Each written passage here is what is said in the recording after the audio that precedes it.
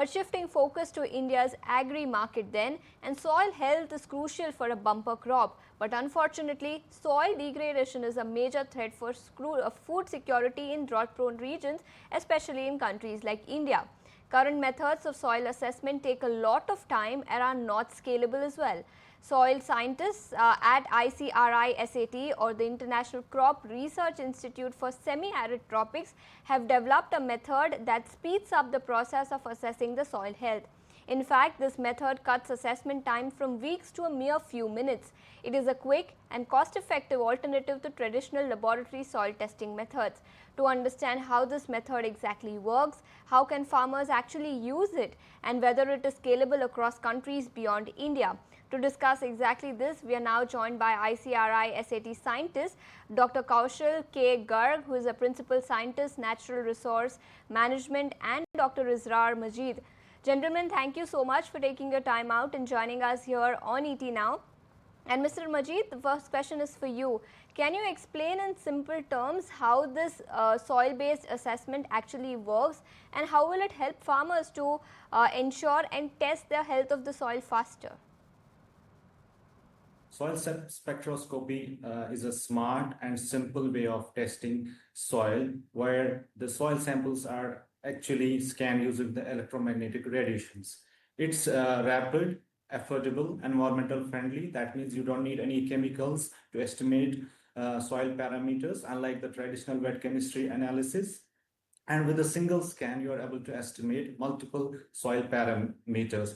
That means within few seconds, we are able to generate the complete soil health information, and those results are translated into clear, actionable recommendations. If we look at the broader picture of it, what basically happens is that different soil components absorb and reflect electromagnetic radiations in unique ways, creating spectral signatures that can be used to identify and quantify soil properties.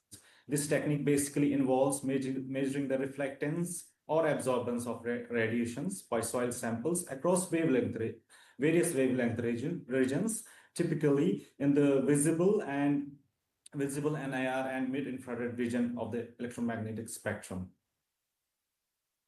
Understood. And Mr. Majeed, if you can tell us, how will small farmers be able to assess or use this soil health information? How will it really help them, and how does it contrast to the current method that they are using? This is an important question, because technologies are useful only if it reaches to the people who need it the most. If we look at our country, India, we have approximately around 150 million land holdings, and most of these holdings are either small or marginal holder farms. If we look at the global data, we have 475 million farms out of 570 million farms that are smallholder farms. And these farms are managed differently by the individual farms.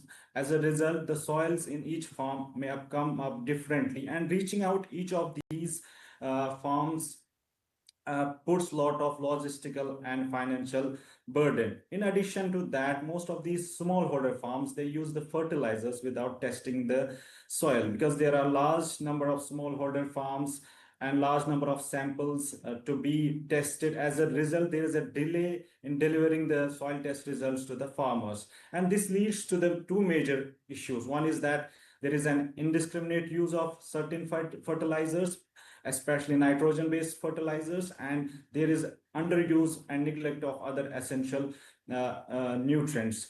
And to be able to reach each of these smallholder farms, we need rapid, affordable, and scalable technologies. This is where the reflectance spectroscopy comes in. It is rapid, affordable, and scalable, and accessible at the grassroots levels. What basically happens is that the farmer may come up with a soil sample, and he does not need to wait for days or weeks to get his soil tests done. He may get the complete soil health information within few seconds, and those results are then converted into clear and crop specific recommendations. And these recommendations we are providing in the local language, either as soil health cards or digital messages.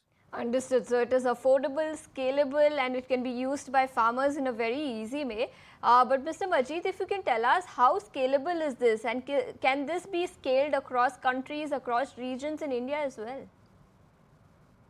This technology is actually designed for scale. Once we build the regional spectral libraries and train the models, we can analyze hundreds of samples per day rapidly and consistently. We conducted one of our studies in Bundelkhand region where we wanted to evaluate if this technology can be used for making, for testing and making recommendations similar to the wet chemistry analysis.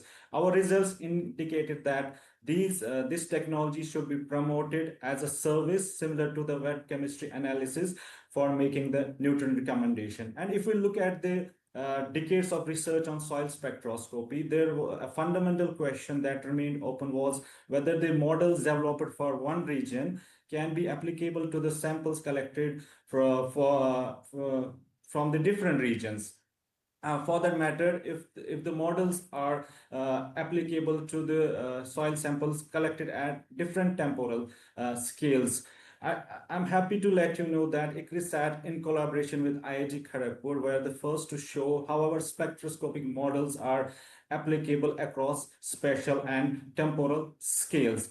To extend this approach beyond the individual farms, we are integrating it with the remote sensing platforms, the hyperspectral or multispectral data available from the remote sensing platforms. In fact, we conducted one of the studies where we used the hyperspectral data available from the IRIS-NG. IRIS-NG was a hyperspectral mission conducted jointly by ISRO and NASA, where we used this data to see if we can estimate the properties similar to the one we are doing in the laboratory setups.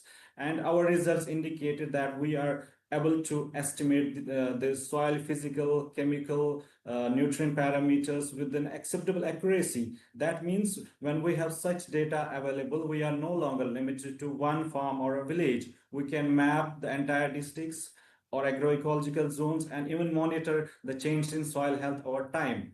So spectroscopy offers us a unique opportunity. It works at the plot level. It scales up to seamlessly to support data-driven agriculture, even at the national scale. Understood. So this method clearly is scalable across countries and it is not limited to a particular village. But Mr. Garg, coming to you then, your findings also suggest that irrigation helps mitigate yield losses in degraded soils as well. Can you elaborate this for us? How will irrigation help reduce yield for farmers? So our results, crop yield shows that yield declined with the increasing soil degradation level for different rainfed crops. But if we apply the irrigation, then this effect can be nullified. So this was the outcomes we have got it from this study. These degraded soils often suffer from the low organic carbon, poor nutrient availability, and reduced biological activities, all of which restrict the crop productivity. Introducing supplemental irrigation or protective irrigation, even in a small amount, can make a substantial difference. It improves the availability of uptake of the nutrients, support root growth, and reduce the plant stress during the critical growth stage. By integrating soil health improvement with the water management strategies, farmers can achieve better productivity and stability, even in marginal or degraded lands. Understood. So Mr. Garg and Mr. Majeed, thank you so much for taking your time out and joining us here on ET Now.